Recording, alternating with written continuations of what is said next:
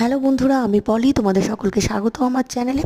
আজকে আমি একটা ডিমের রেসিপি নিয়ে এসেছি, যার নাম দিয়েছি আমি বাহারি ডিম্বো, যেটা বানানো খুবই সহজ এবং খুব তাড়াতাড়ি চটজলদি হয়ে যাবে।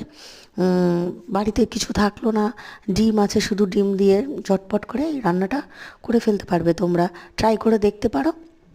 তো প্রথমে ডিমটাকে সিদ্ধ করে নিয়েছি, আর গ্রেভি বানানোর জন্য একটা পেস্ট দিয়েছি, সেটা হচ্ছে টমেটো, কাঁচা লঙ্কা, চিনে বাদাম, আদা, রসুন।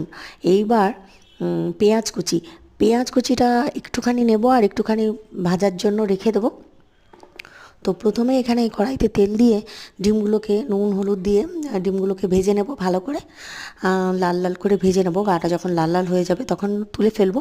সেই তেলের মধ্যে ফোড়ন দেব, এলাচ, শুকনো লঙ্কা, তেজপাতা আর লবঙ্গ, এবং তার মধ্যে পেঁয়াজটাকে ভাজবো।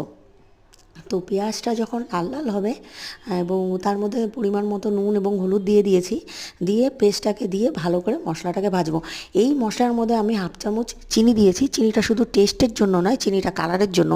এই মশলার সঙ্গে যখন আমরা চিনিটা ভাজবো তখন একটা ভালো লাল কালার আসবে। তো তারপর এই মশলাটা ভাজা হয়ে গেলে, ভাজা ভাজা যখন গন্ধ বেরোবে তখন ডিমগুলো দিয়ে দিলেই হয়ে গেল। ডিমগুলো নাড়িয়ে চাড়িয়ে এইবার একটু জল দিয়ে ডিমগুলোকে ফুটলে তার মধ্যে গরম মশলা এবং ধনিয়া পাতা ছিটিয়ে তোমরা পরিবেশন করো। তো দেখার জন্য অনেক ধন্যবাদ।